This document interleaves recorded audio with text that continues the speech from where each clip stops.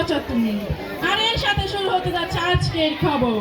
খবর বলছি বদলা টেলিভিশন থেকে, আমি বলছি মিস ফালতু বেগম। প্রথমেই থাকছে সংবাদ শিরোনাম। জয়দেবপুর গাজীপুর হাঁস মুরগির ধর্মঘট। জয়দেবপুর রাজবাড়ির রাজা ঈশা খান ঠেলাগাড়িতে করে বরিশাল যাত্রা।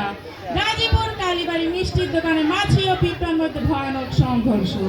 আটলান্টিক মহাসাগরে আগুন লেগেছে বলে জানিয়েছে মাছের রাজা তিমির। চালের গুদামে একটি মুরগিকে আটকে রাখা হয়েছে বলে জানিয়েছে আমাদের গোপন সংবাদদাতা ইদু। এবার বিস্তারিত। গত গাঙ্গা শুক্রবার জয়দেবপুর গাজীপুর থেকে হাঁস মুরগির এক বিশাল মিছিল নিয়ে বের হয়েছে। তারা জানিয়েছে শীতের পোশাক না দিলে তারা ডিম পাড়া বন্ধ করে দিবে। তাই স্থানীয় সরকার ঘটনাস্থলে গিয়ে হাঁস মুরগির দলীয় নেতা মোহাম্মদ রাজহাঁসের সাথে তারা 3 ঘন্টা বৈঠক করে এবং বৈঠক শেষে এই সিদ্ধান্তে উপনীত হয় যে এই বছর তারা কষ্ট করে ডিম পাড়লে আগামীতে তাদের 2টি করে শীতের পোশাক না দিলে তারা ডিম পাড়া বন্ধ করে দেবে। অন্যদিকে জয়দেবপুর রাজবাড়ির রাজা ঈশা খান ঠেলাগাড়িতে করে বরিশাল যাত্রার সময় স্থলপথে ভূমিকম্প হয়, তাই আকাশপথে রওনা হন। ঠেলাগাড়ি আকাশে ওঠার সময় হেলিকপ্টারের সাথে ধাক্কা লাগে।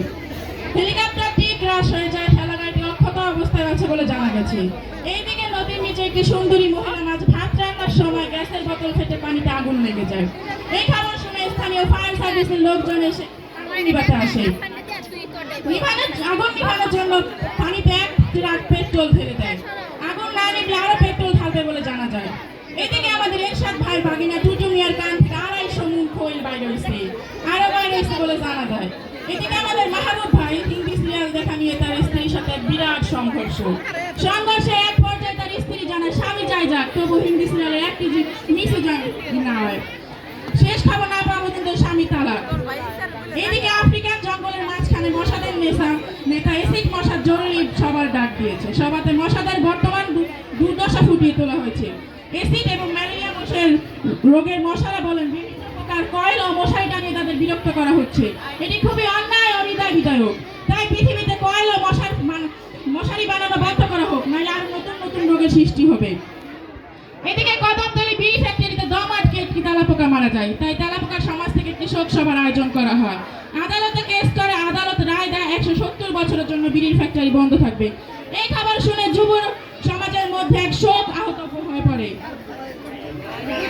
এবারে হারানো বিজ্ঞপ্তি। গতকাল কদমতলী বাজার থেকে 2টি টাকি মাছ হারিয়ে যায়। মাছ দুটি গোলগাল চেহারা, মুখে ছিল চাপদারি। এদের একটির নাম মোহাম্মদ চ্যাং টাকি, আরেকটির নাম মিসেস চ্যাং টাকি। মাছ দুটিকে কেউ পেলে বাজার কমিটির কাছে পৌঁছে দিন। তার জন্য রয়েছে 10 লক্ষ টাকা পুরস্কার। টাকা 5 বছরের সহজ কিস্তিতে দেওয়া হবে। এতক্ষণ আমাদের ফাটাফাটি নিউজ শুনে আপনাদের মূল্যবান সময় নষ্ট করার জন্য আপনাদের সবাইকে অভিনন্দন। ধন্যবাদ।